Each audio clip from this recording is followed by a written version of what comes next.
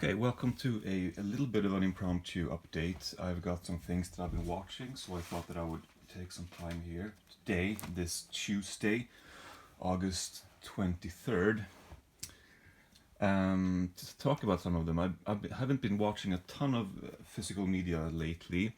Up until about a week ago, I was pretty good with watching movies, but it was mostly on Mubi, I feel like. But I have some things on physical here that I'd like to show. So this one I actually received yesterday. It's called Tag, and it's by Sion Sono. This is a really great film. I was actually quite taken aback, or I was surprised how much I liked this one, because I'm a big fan of Sono's films, but I wasn't expecting this to be up there with the rest of them. And I don't know if it necessarily is, but I liked it a lot more than I thought I would. I thought it was going to be a bit not mediocre, certainly not, but just like a good film, like a 6 out of 10, like a solid, good film, but nothing necessarily more than that.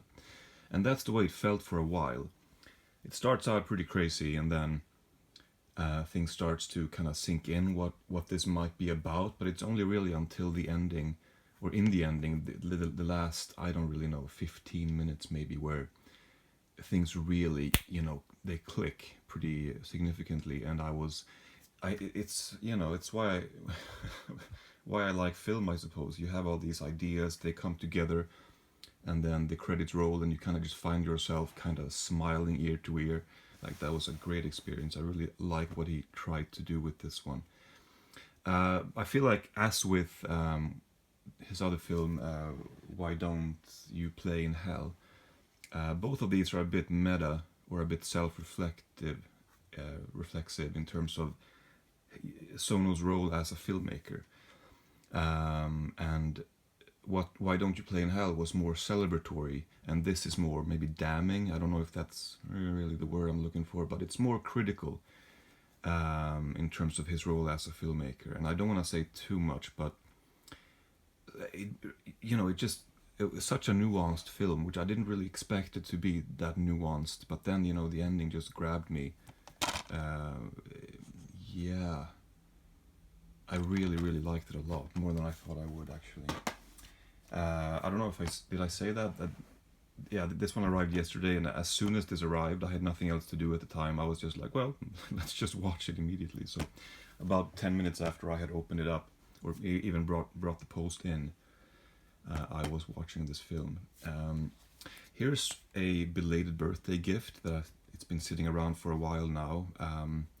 The Nobuhiko Obayashi, excuse my pronunciation, anti-war trilogy. So this includes these 3 films. You can see them here. Hanagatami I had seen before. That was the last one. I mean, it's a pretty loose trilogy. It's not like there's different, characters and so on, and plot lines that continue on into the next films. But thematically, I mean, they are obviously touching on the war. I feel like, especially like towards the end of the war in 1945, the use of nuclear power and so on, and I mean, Casting Blossoms to the Sky taps into the idea that instead of dropping bombs from the sky, we need to turn this around and, in a celebratory manner, shoot fireworks into the sky.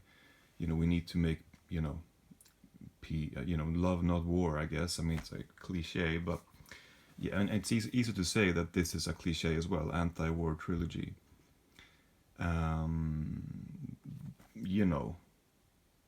It's very easy to make an anti-war film, perhaps, but it's nonetheless very important. And the way that Obayashi has made these films, I mean, they are so imaginative. I'm a little bit, I don't really know exactly how I can sum them up, but you wouldn't necessarily think that they would work on paper, because they have so many kind of conflicting aesthetics, and so many plot lines and things that weave together, and they come back, and they're very sentimental, very colorful, a lot of use of green screens, a lot of repetition in the story, but they're absolutely beautiful. I guess maybe I started talking about this before and I didn't finish my train of thought, but Hanagatami was released previously on a separate release, so this is the last one in the trilogy. So I bought that without knowing that this was in the works. And then obviously after I received this, I sold my separate release of Hanagatami because I now have it here as well. So, I've talked about this one before, but Casting Blossoms to the Skies, just I mean almost on par with this one. It's hard to put into words what these films contain on screen. If you've seen House, Obayashi's excuse me, Obayashi's film from, I want to say maybe I don't know, 1975, 1977, maybe something like that. That's a pretty batshit crazy film in terms of all the edits and the effects, and you wouldn't maybe think that he brings some of that stuff over into these dramatic, sentimental films, but he does to a certain extent. There's a lot of edits that you can kind of see, even though this is, I mean, 35 to 40 years later. Yeah, a lot of the style you can kind of tell that it's the same director, even though the priority of the storytelling is different. 7 Weeks is my least favorite, but it's still, even then it's a great film, and I've seen these basically twice. They're so packed with ideas. They're a little bit overwhelming to a certain degree, but they're also very sort of pedagogic in terms of the way the story is presented. So even though in Casting Blossoms there's so many things going on, it's kind of, again, a bit overwhelming to, you have to sit there and try to soak it all up and make sense of all of the ideas and all of the various storylines. But it's surprisingly easy to do so, to make sense of it and to follow along, because of how he tells the story. He makes sure that you're there with him, and there is certain abstraction, definitely, with some of the characters. There's surrealist elements to these films, but anyway, so it's been a few weeks since I saw these. I'm sure that right after I saw them, I had other things on my mind, but I can't necessarily remember it all now. Oh, here is one, but I really, really, really highly recommend it. And by the way, Third Window are releasing another box set this year, which looks quite good as well. So here's a film which I've actually not seen on Blu-ray, because for whatever reason this didn't work. That's really only happened a couple times with new Blu-rays. They're not damaged, but for whatever reason they won't play in my player. So High Life unfortunately did not, but I am a Mubi member, so on Mubi, the streaming service, I was able to watch this, and I was really blown away with it. I'm only saying positive things about these films, but so far these films have all been great. But this one was quite abstract for me. There was certain themes that I couldn't quite wrap my head around, but when the film ended, yeah, safe to say I really loved it. Here's a film that I wish I had loved. I liked it. It's The Last Weekend. I've had this for years. I remember buying this in a bundle pack. It was this auction, this listing, and I won it for like $20, but it was including all these other things like M on Criterion and a bunch of things. And I remember the seller back in 2016. He was a little bit bitter. It was like, well, I guess you won, but you should know this was a damn good prize. Anyway, so I always associate this with that purchase. So in other words, it's been about 6 years since I bought this, but I finally saw it. It must have been early summer this year, maybe April. Well, that's not summer. Maybe May. And it's it's a film by Billy Wilder starring Ray Milland, and it's a pretty uncompromising look at the life of an alcoholic as he experiences withdrawal syndromes and DTs, and it's pretty intense, but it's also a little bit two-dimensional, and the way this ends just seemed like such a cop-out.